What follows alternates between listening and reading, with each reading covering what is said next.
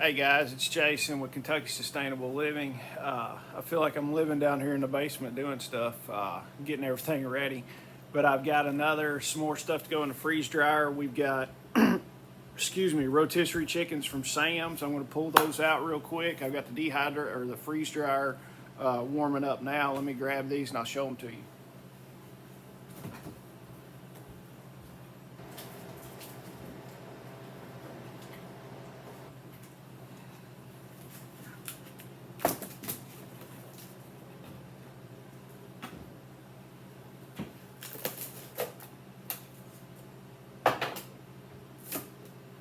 Right.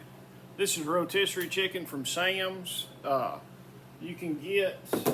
are 7.5 rotisserie chickens on here. I left the other half. I just didn't want to crowd the trays too much, but there's 7.5 rotisserie chickens. I want to take these over to the freeze dryer and we'll start loading those. All right, we're back over at the freeze dryer. We're going to start loading our trays in. If you hadn't gone back and watched the video I posted, the last video I posted, we did mango, strawberries, pineapples, and cheddar cheese. We did 5 pounds of cheddar cheese in there. But like I said, I've got 7.5 rotisserie chickens from Sam's that are getting ready to go in here, and we'll show you how to do it.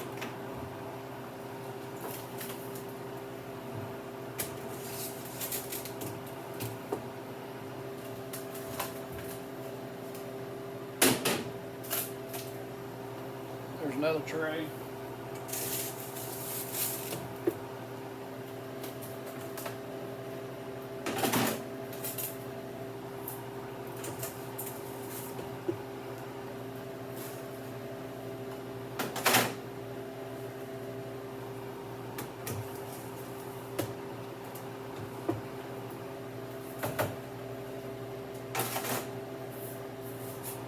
All right, guys, 5 trays rotisserie chicken going in. We pre-froze those for 24 hours, so they're frozen going in. It really cuts down on your time freeze drying. And if you've got 2 sets of pans and a set of these lids, those lids are lifesavers because you can stack everything up and it makes it just simpler.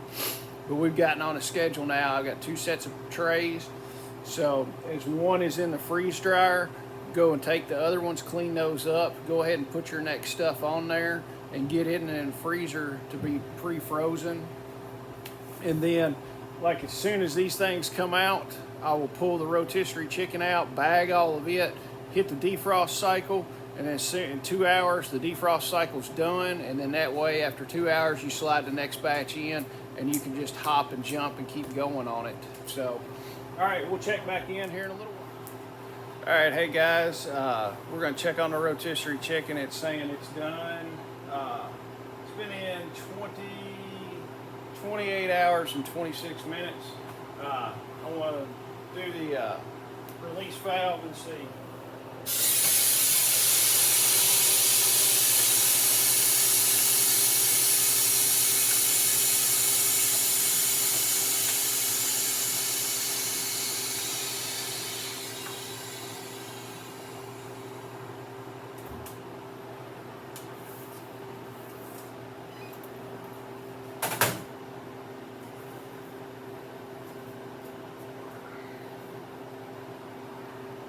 You can see the way I look at it is, yeah, I mean, it's super dry. Everything looks good. It's breaking apart. There's no moisture. There's no moisture left in it. So I'm going to say it's good to go. Tastes good. We'll get the rest of this pulled out, and then we'll go over to the table and start back. All right, we've got everything out of the freeze dryer. We're going to start bagging it up in Mylar bags. I don't know how many bags for sure it'll do, but we'll see.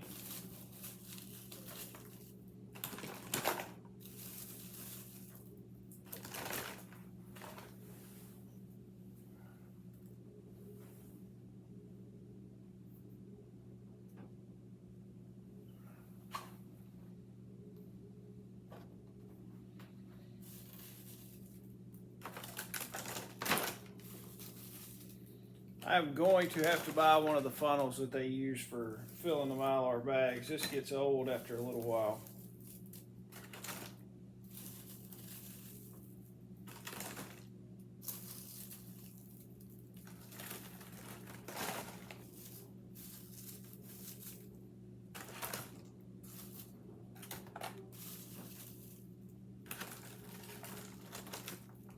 All we do with the Mylar bags, I just grab some, slide them in, and then once the bag gets full enough, I'll set it aside and get all my bags full, and then we'll open up the oxygen absorbers and put those in.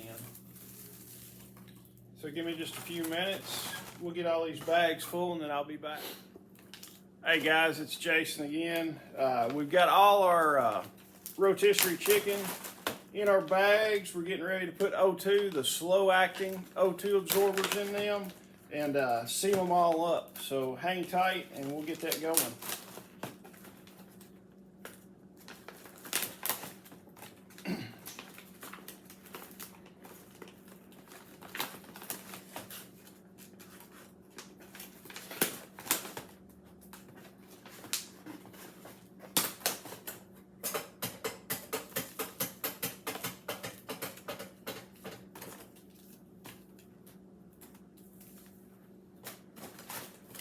You just drop an O2 absorber in each bag.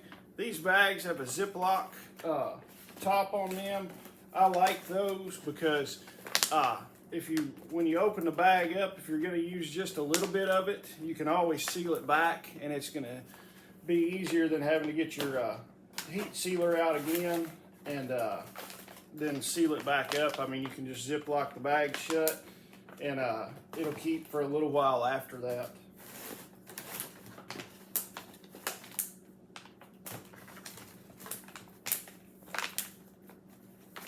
Like I said, these are the slow acting ones from Discount Mylar Bags. He's supposed to be getting me a coupon code and an affiliate link that y'all can start using if y'all want to buy from him. Like I said, he's a smaller company down in Tennessee. Super great customer service. Never had a problem, and some of the best bags I've ever bought. All right, we'll pull this in a little bit closer and you can see the heat sealer is set. I've got it set. These are 7.5 mil bags, so I've got it set for the highest setting. Hold it down. The light clicks. The light goes off and then clicks. And I usually double or triple seal these things. It's not going to hurt.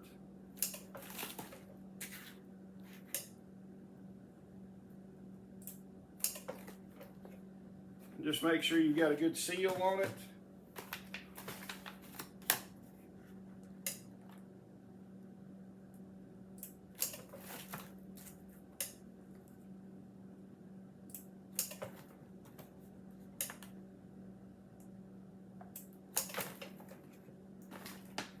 And these impulse sealers are the best. I used to use a hair straightener, and it worked good, but it's just kind of a pain in the butt sometimes of doing it. This by far is faster in my opinion. I like it a lot better than the hair straightener.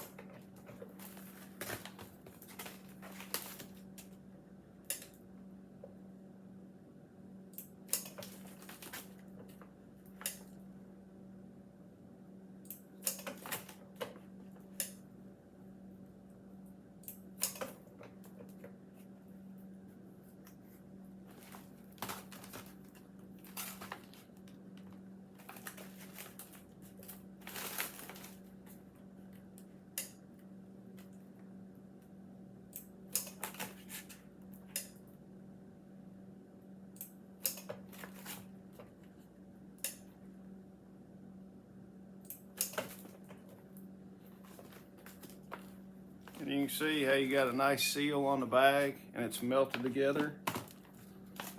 And then if you double or triple seal these, it's just a little bit of extra guarantee. I don't plan on opening these for a long time, so I want to make sure that they're sealed good.